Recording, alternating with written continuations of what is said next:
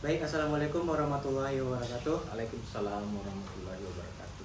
Perkenalkan, nama saya Hafizul Ihsan dari Universitas Negeri Padang, Fakultas Ilmu Sosial, jurusan Ilmu Administrasi Negara. Pada sore hari ini, saya sudah bersama narasumber, yaitu pengusaha sukses yang sangat inspiratif, yaitu Bapak Edmond. Maaf mengganggu waktu Bapak. Ya, nggak apa-apa, silakan. Apakah Bapak bisa meluangkan waktunya untuk mewawancari Bapak? Ya, silakan. Langsung saja saya mulai wawancara saya. Yaitu yang pertama, yaitu apa jenis usaha Bapak saat ini? Saat ini jenis usaha yang saya kerjakan pada kesempatan ini adalah sebagai seorang pedagang kain, ya, sepatu, ikat pinggang, dan kemudian juga bahan-bahan pakaian lainnya. Terus berarti Bapak menjual toko-toko baju? Bukan menjual toko, tapi bajunya yang Baju dijual. ya. Bajunya, ikat pinggangnya, sepatunya, itu yang dijual. Okay. Tokonya enggak jual tokonya.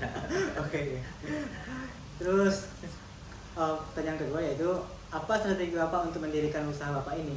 Ya, strateginya yang pertama kita harus melihat dulu bagaimana animo masyarakat tentang kebutuhan pakaian, bagaimana kebutuhan yang memang harus dipenuhi, ya. Kita tahu bahwa pakaian itu adalah bahan-bahan yang memang harus dipakai kebanyakan orang gitu kan, walaupun tidak selalu, tetapi orang butuh pakaian, merupakan satu kebutuhan gitu. Jadi yang berikutnya, kenapa kita memilih pakaian ini menjadi suatu usaha? Karena memang pakaian ini selain dibutuhkan orang, dan orang tanpa pakaian tentu tidak kelihatan cantik gitu. Ya. Dan kemudian pakaian bisa membuat orang menjadi lebih percaya diri. Ya. Oke, gitu. Jadi sejak kapan Bapak memulai usaha Bapak ini, dan di mana awalnya Bapak memulai? Sebenarnya keinginan menjadi pengusaha ini sudah lama.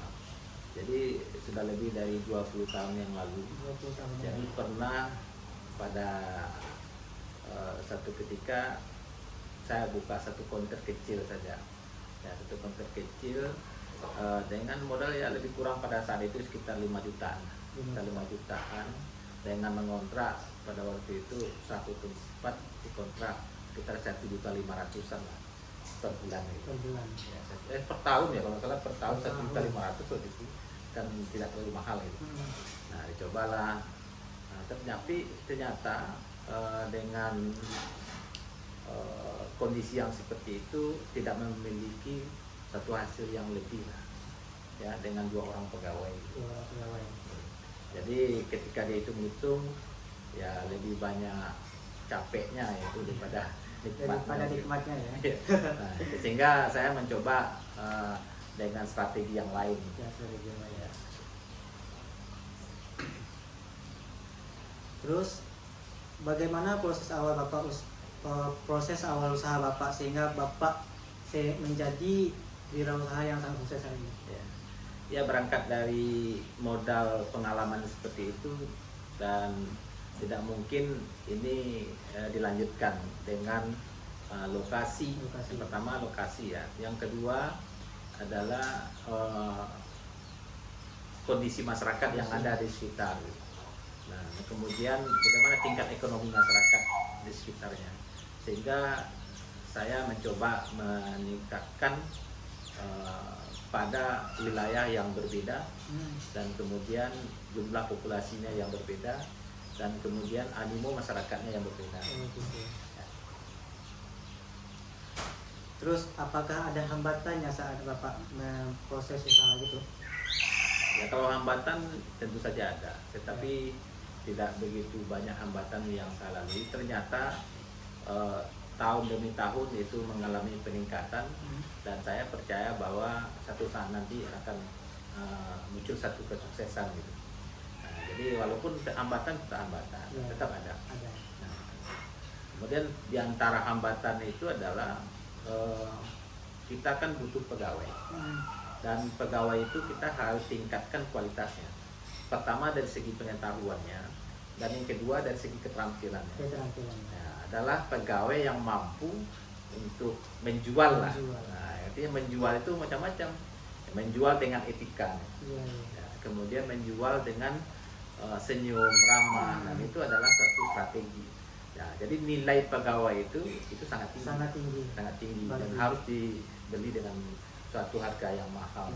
Nah, jadi kita oleh karena dia mahal, maka kita harus menghemat sumber daya manusia yang ada itu. Ya. Tanya selanjutnya, sebelum Bapak menekuni usaha Bapak yang sekarang, Ya. apakah ada usaha yang lain gitu? Sebenarnya ada. Dulu ada usaha, karena saya di samping berdagang itu juga saya sebagai seorang dosen. Ya. Kemudian di samping usaha berdagang itu saya karena saya tekun di bidang teknologi informasi, Ya. nah saya aktif di mengajar komputer. Nah, kemudian saya mencoba membuka usaha rental komputer pada waktu itu. Itu pada sekitar tahun 2000-an lah. Tahun 2000-an. Ya, tahun 2000-an sudah mulai gitu. Nah, sudah mulai tahun 2000-an itu. Nah, jadi sebagai langkah awal pada waktu itu saya mencoba hanya 5 komputer, kemudian dengan 1 orang membantu saya di dalam bagian pengetikan, dan saya mengkoordinasikan dengan satu pengolahan dan analisis data. Nah, jadi sehingga mahasiswa yang memiliki kebutuhan untuk pengetikan, kemudian untuk mengolah dan menganalisis data skripsinya atau tugas akhirnya, nah itu saya jadikan sebagai satu usaha. Jadi Bapak ya, teknik komputer lo ya. Ya, jadi pernah berpengalaman di bidang komputer dan mencoba menjual ilmu dan keterampilannya itu kepada audiens. Kalau itu adalah mahasiswa. Nah, di samping saya, jadi ada ini komputer ya, dengan 5 item komputer. Kemudian di sebelahnya adalah menjual itu pakaian dan sejenisnya. Bisa dibayangkan tadi ada 2 toko, 1.500.000, 1.500.000 kontraknya gitu. Nah, itu sekaligus jalan. Nah, ya hitung-hitung untuk nambah-nambah lah. Iya. Nambah-nambah ya. Terus bagaimana upaya Bapak agar usaha Bapak semakin berkembang dan dapat bertahan dari persaingan orang-orang? Ya. Jadi sepertinya banyak orang-orang yang memang itu berhenti pada kondisi COVID ini. Ya. Artinya apa? Dia usahanya itu terganggu, terhambat ya. Terhambat, dan kemudian mereka kadang ya di rumah saja gitu ya. Jadi semua orang di rumah work from home, jadi mereka work from home juga. Padahal itu adalah sesuatu yang memang tidak menguntungkan sama sekali. Nah, saya pada kondisi COVID itu bersama pegawai, saya tetap memotivasi pegawai itu bahwa tetap kondisinya itu kita berikan motivasi pada pegawainya itu tetap bekerja, kita tidak merumahkan pegawai. Jadi paling kita menurunkan jumlah shiftnya dan jumlah orang yang setiap shift. Jadi memang ada yang istirahat dan ada yang bekerja. Nah, tetapi dengan sedikit pengurangan terhadap yang tidak bekerja, tetapi memberikan bonus pada orang yang bekerja gitu. Nah, gitu. Jadi pada saat dia bekerja dia dapat bonus. Nah, pada saat dia tidak bekerja ya memang harus dipertukarkan gitu. Pada saat dia bekerja kan dia dapat untung lagi. Dia ikut bisa mendapatkan pendapatan lagi, mengejar pendapatannya. Ketika dia di rumah dia tetap sebagai pegawai kita. Nah, kita tidak menghilangkan jasa-jasa mereka. Sehingga kita tetap optimis bahwa satu saat nanti kita akan bisa gunakan. Ternyata dengan kondisi yang seperti itu tidak semua orang itu, masyarakat itu dalam kondisi yang sekarang itu tidak belanja. Ternyata ada juga yang belanja. Nah, sekitar walaupun ada pengurangan sekitar 30-40%, tapi kita sudah bisa menghidupi pegawai dan kemudian sudah bisa mendapatkan keuntungan Keuntungan. walaupun tidak sesuai dengan kebiasaannya seperti normal. Oke. Terus pertanyaan yang terakhir yaitu apa kiat-kiat atau pesan yang Bapak ingin sampaikan bagi orang yang ingin menjadi wirausaha seperti Bapak? Nah, iya. Pertama, kita harus memperhatikan tempat kita melakukan pekerjaan kita ini. Iya. Jadi bagaimana cara memilih tempatnya? Jadi tempatnya itu kita melihat karakter daripada masyarakat itu adalah daya belinya yang cukup tinggi, ya, pendapatan masyarakat yang cukup tinggi, populasinya cukup tinggi, dan kemudian itu daya belinya artinya apa?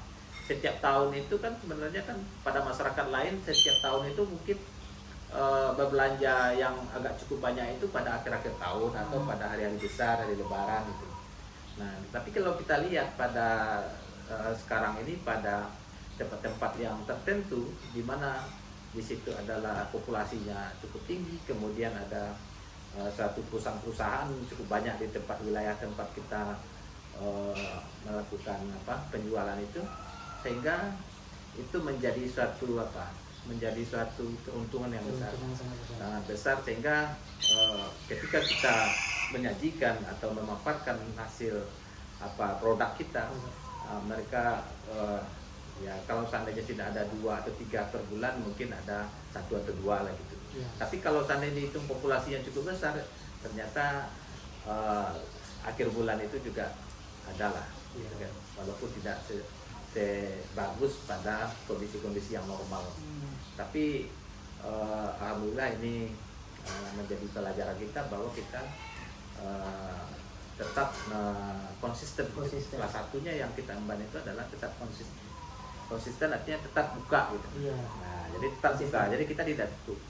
Jadi orang itu, masyarakat itu kan sebenarnya walaupun dia dalam kondisi yang seperti ini sekarang itu tetap butuh. Iya, tetap butuh. Ya, jadi keinginan untuk berpakaian dan itu untuk kelihatan menjadi lebih